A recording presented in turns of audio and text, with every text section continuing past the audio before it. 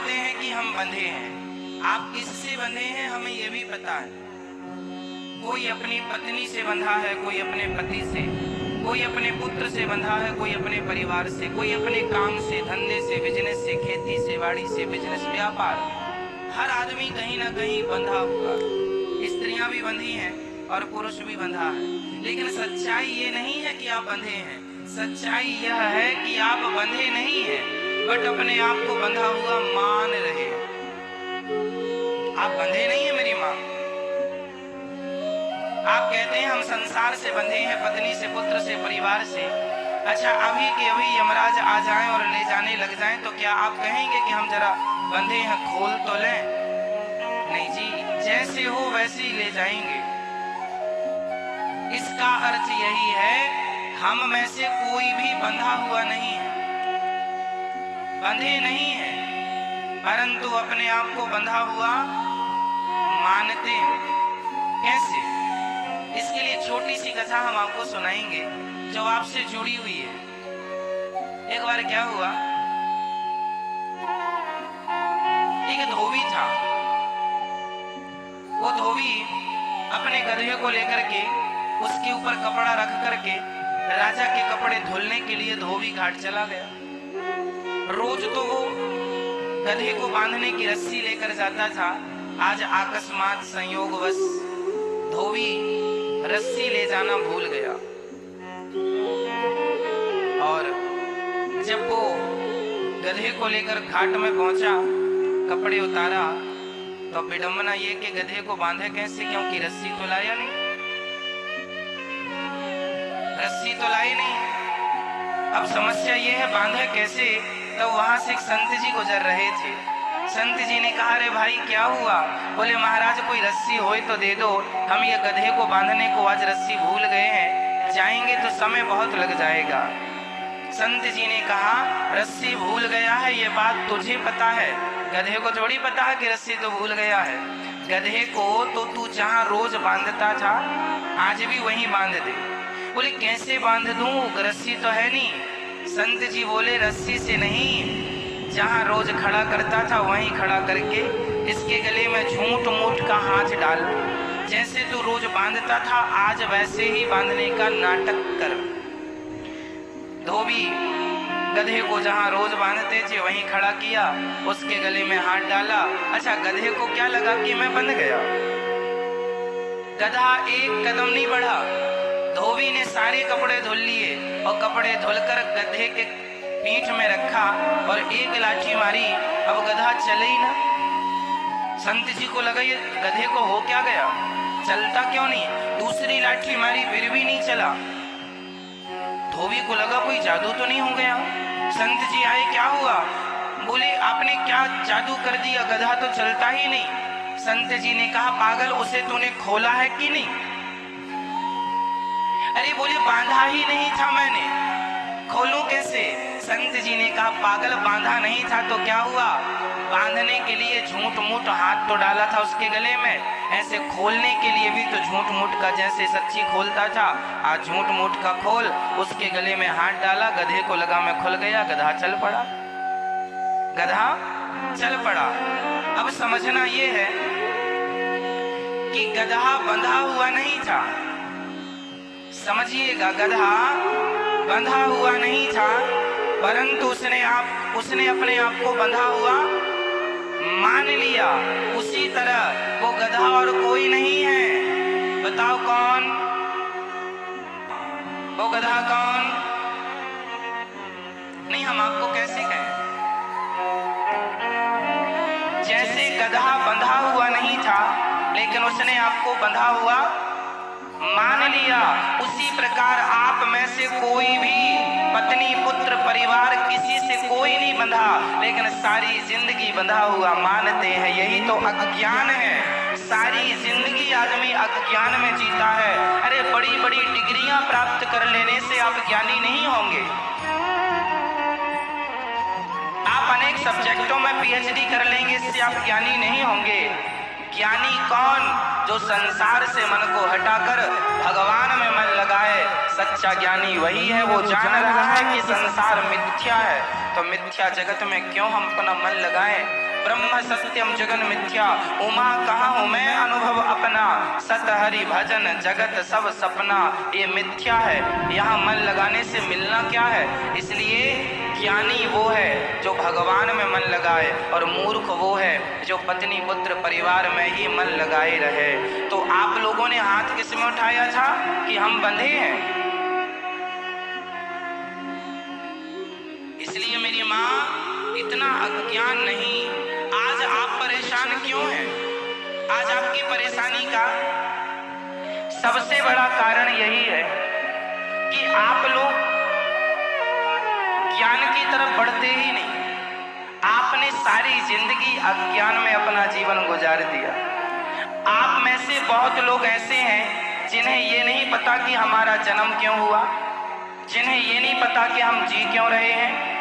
आकर के चले जाओगे, आप मर जाओगे, लेकिन आपको यही नहीं पता कि हमारे आने का उद्देश्य क्या था। आपको पता ही नहीं कि आपके आने का उद्देश्य क्या था, आपको नहीं पता। इसलिए आपको ये जानकारी, आपको आज ये दास अनिरुद्ध देगा कि हमारा मनुष्य का शरीर हमें ईश्वर ने क्यों दिया।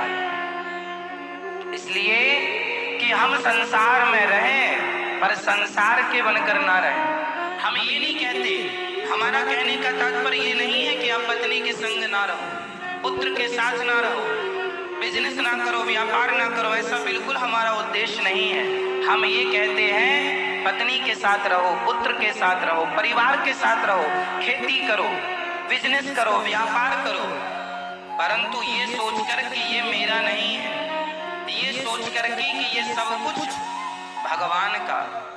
आप लोग अपना मान लेते हैं, ये मेरा है ना भैया, ये मेरा बेटा है, ये मेरी बेटी है, ये मेरी साड़ी है, ये मेरा घर है।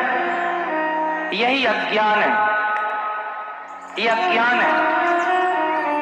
आपका है कुछ नहीं। चलो आप बेटा बेटी छोड़ दो, ये बताओ कि ये शरीर आपका है, ये आपका शरीर, बोलो हाँ या ना, आपका है? नहीं। कैसे कैसे नहीं है आपका? यदि आपका होता तो आपकी आंखों में कम दिखने लगा। आपका था तो आपको रोक लेना चाहिए था, अरे आंख क्यों बिगड़ रही है। ये शरीर आपका था तो बुढ़ापे में आपकी कमर में, घुटनों में इत्यादि जगह पर दर्द हो गया। आपका था तो आपको रोक लेना चाहिए था कि शरीर तू कहाँ मेरा साथ क्यों छोड़ रहा है। लेकिन अंत में परिणाम यही होता है कि ये शरीर का एक एक अंग धीरे धीरे करके हमारा साथ छोड़ता चला जाता है। अरे भाई, ये शरीर भी हमारा नहीं है। गहराई से विचार करो, गंभीरता से सोचो, ये शरीर भी हमारा है क्या? बोलो जी दादाजी। शरीर आपका था तो आप जवानी से बुढ़े हो गए, आपने रोका क्यों नहीं? शरीर आपका था तो बुढ़ापे से मृत्यु के शिखर पर खड़े हो, रोका क्यों नहीं? शरीर पर भी तुम्हारा अधिकार नहीं है। सच्चाई ये है, इस शरीर पर भी हमारा कोई अधिकार नहीं है। जब ये शरीर हमारा ना हो सका तो संसार का कोई भी पदार्थ हमारा कैसे हो जाएगा? पत्नी पुत्र परिवार हमारी कैसे हो जाएगी? यही अज्ञान है। मेरा ये नहीं है तो मेरा क्या है? मेरे तो गिरधर गोपाल दूसरो न कोई, गोविंद मेरो है गोपाल मेरो है। संपत्ति सब रघुपति के आही, सब भगवान का है। ये सोच के जीवन यापन करना चाहिए और भगवान के हर निर्णय में प्रसन्न रहना चाहिए। जो भगवान दे रहे हैं उसमें खुश रहा करिए, क्योंकि आपके हाथ में कुछ नहीं है। कहने की बातें हैं कि हमने ये कर लिया, हमने वो कर लिया ना, हमारा कुछ नहीं था, कुछ नहीं है, कुछ नहीं रहेगा। इसलिए ये मेरे हैं ये ना सोचो। कमल का पुष्प कीचड़ में रहता है, लेकिन कीचड़ की एक भी बूंद कमल के ऊपर नहीं होती, पानी की एक भी बूंद कमल पर टिकती नहीं है, जबकि कमल पानी में ही खिलता।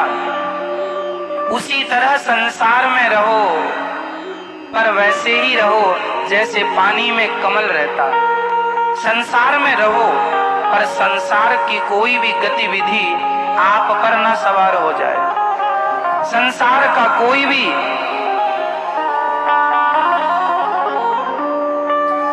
चिंता, कोई भी टेंशन, कोई भी बात आपके हृदय तक ना पहुंचे। आप ये जानो कि ये तो होना ही है। आप कमल की तरह रहो, जो जग में रहूं तो वैसा रहूं जैसे जल में कमल का फूल रहे।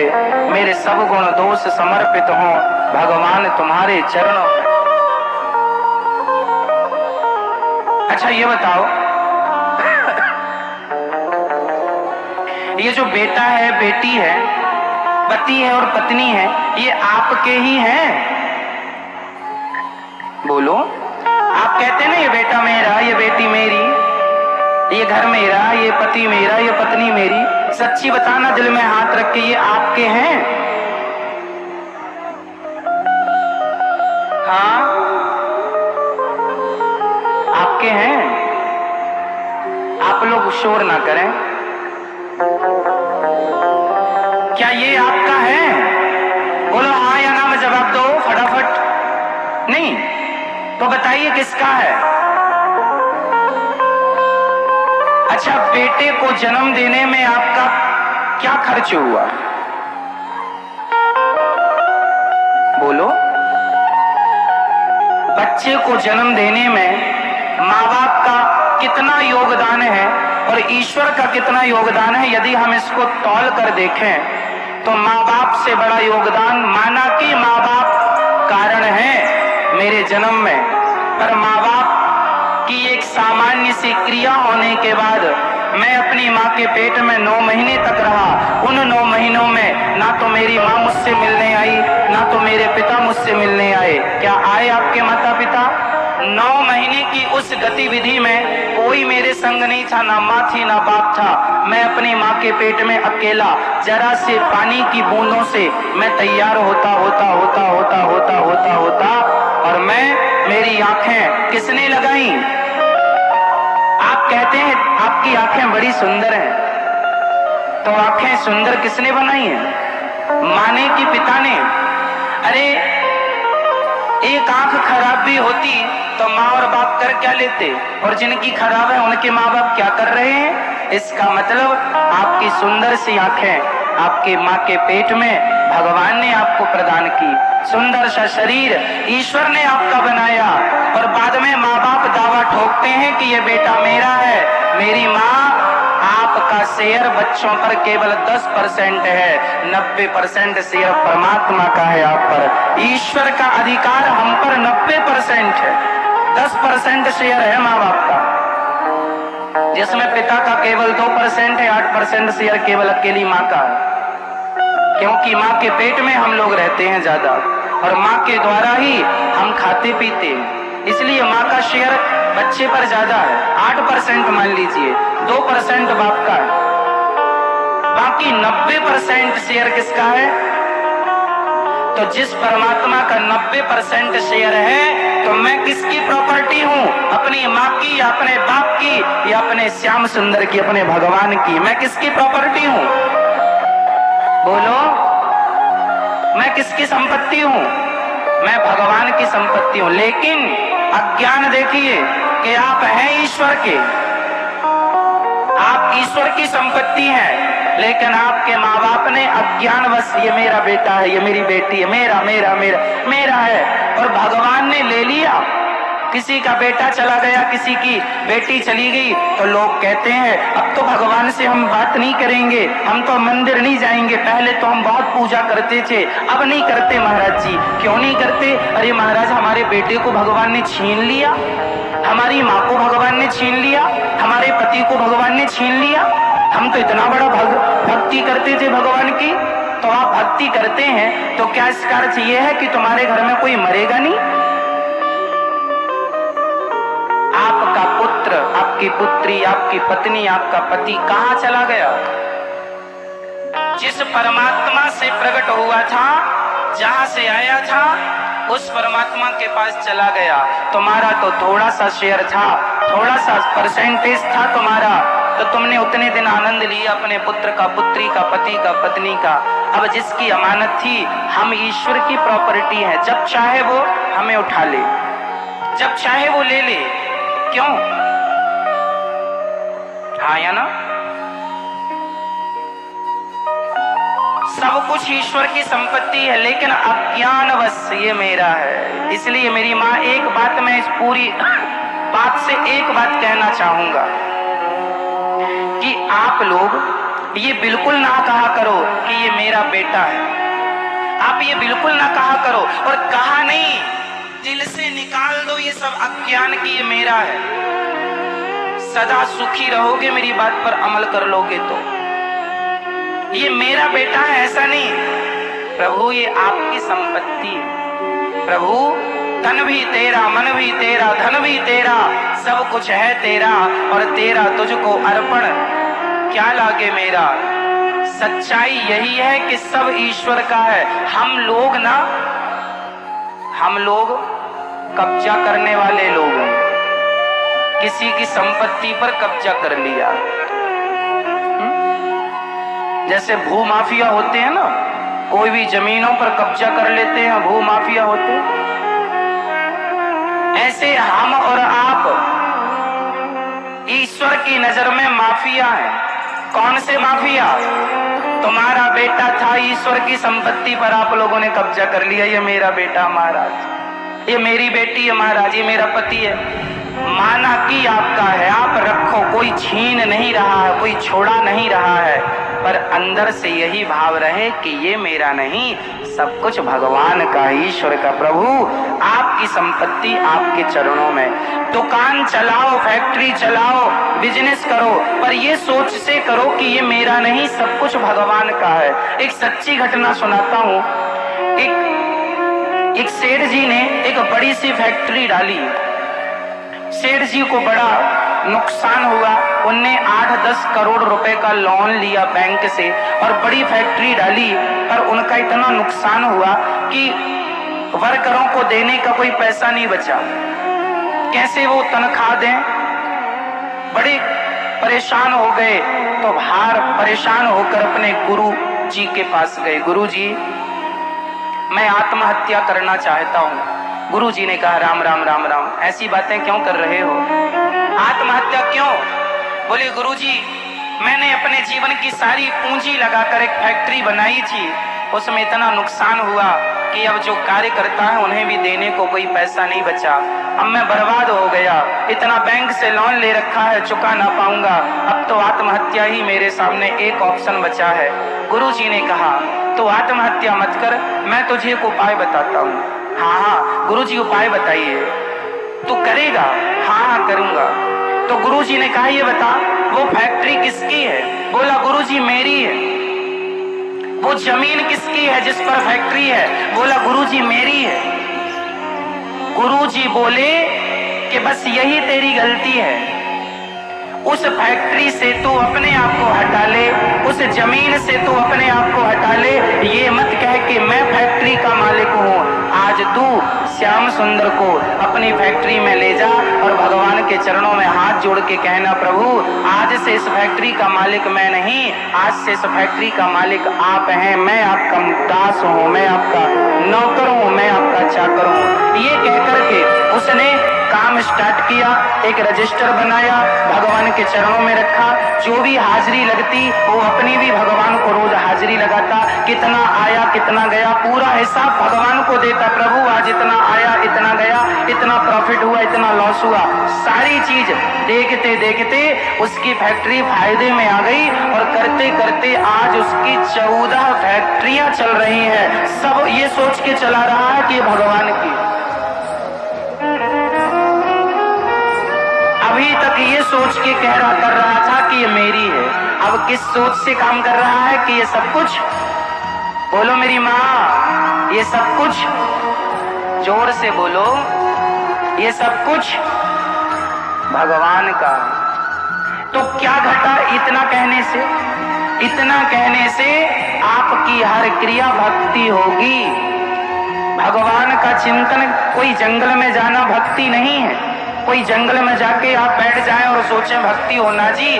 घर में रहकर सारे काम करते हुए सोच भाव यही रहे, ये सब कुछ भगवान का है। अपने आप आपके जीवन में, आप में से कितने लोगों ने सत्यनारायण भगवान की कथा सुनी है? सबने सुनी है। तो सत्यनारायण भगवान की कथा में एक कथा आती है, कभी आपने गौर किया कि नहीं? हम आपको गौर कराते हैं। सत्यनारायण भगवान की कथा में एक कथा आती है, एक लकड़हारा जंगल से लकड़ी काट के आ रहा था। तभी एक पंडित जी के घर सत्यनारायण भगवान की पूजा हो रही थी। तभी उस लकड़हारे ने वहां बैठकर कहा, पंडित जी ये आपके घर क्या हो रहा है? पंडित जी ने उसे प्रसाद दिया, पंजीरी दी और पानी दिया। लकड़हारे ने पानी पिया, पंजीरी ली और पूछा, पंडित जी ये क्या हुआ आपके घर? उन्होंने कहा, मेरे घर सत्यनारायण भगवान की पूजा हुई है। तो लकड़हारे ने कहा, क्या ये पूजा मैं भी अपने घर में कर सकता हूँ? तो पंडित जी ने कहा, बिल्कुल आप भी कर सकते हैं। तो लकड़हारा ने आज लकड़ी का गट्ठा अपने सिर पे रखा और ये सोच कर चला कि आज लकड़ियां बेचने से जितना पैसा मिलेगा, आज मैं उससे सत्यनारायण भगवान की कथा सुनूंगा। तो सत्यनारायण भगवान की पुस्तक में लिखा हुआ है कि आज उसे लकड़ियों के दूने दाम प्राप्त हुए। आज उसे लकड़ियों के कितने दाम प्राप्त हुए? क्यों? वो इसका उत्तर कौन देगा? आज उसे लकड़ी के दूने दाम क्यों मिले? क्योंकि अभी तक वो लकड़ियां इसलिए बेचता था कि मैं इस पैसे का मालिक हूं और मैं अपना पेट भरूंगा, अपने परिवार का पालन मैं करूंगा। लेकिन आज उसने सोच बदल दी और ये सोचा कि आज जो भी पैसा मिलेगा उससे मैं भगवान की सेवा करूंगा। तो लकड़ियों के दूने दाम मिल गए। जो ये सोच कर चलते हैं कि सब कुछ भगवान का है और मैं जो भी कमाऊंगा ईमानदारी से उस कमाई का 5-10% भगवान के लिए, परोपकार के लिए, धर्म के लिए कोई निकाले तो भगवान अपने आप उसका कई गुना बढ़ाते हैं। कारोबार, बिजनेस, व्यापार सब कुछ भगवान के लिए करना है, सब कुछ भगवान का है। इस सोच से करेंगे तो तरक्की होगी। आज हम देखते हैं आज का आदमी जरूरत से ज्यादा लोभी हो गया, जरूरत से ज्यादा लालची हो गया। खूब पैसे हैं लोगों के पास, बहुत पैसे हैं लोगों के पास, लेकिन कहो कि भाई जरा सा दान करो, जरा सा पुण्य करो तो निकलता नहीं है। हजारों रुपए वो दवाइयों में खर्च कर सकते हैं, लाखों करोड़ों रुपए बच्चों को दे सकते हैं बंटवारे में, पर वो अपने लिए एक जरा सा पुण्य नहीं करते कि जरा थोड़ा सा दान करें। सिंपल है, 100 रुपए में से हमें 5 रुपए, कम से कम 10% नहीं तो 5% हमें सेवा से जोड़ना चाहिए धन को। ये सोच करके प्रभु जो भी कमाएंगे उसका कुछ हिस्सा परोपकार में खर्च करेंगे, सेवा में खर्च करेंगे।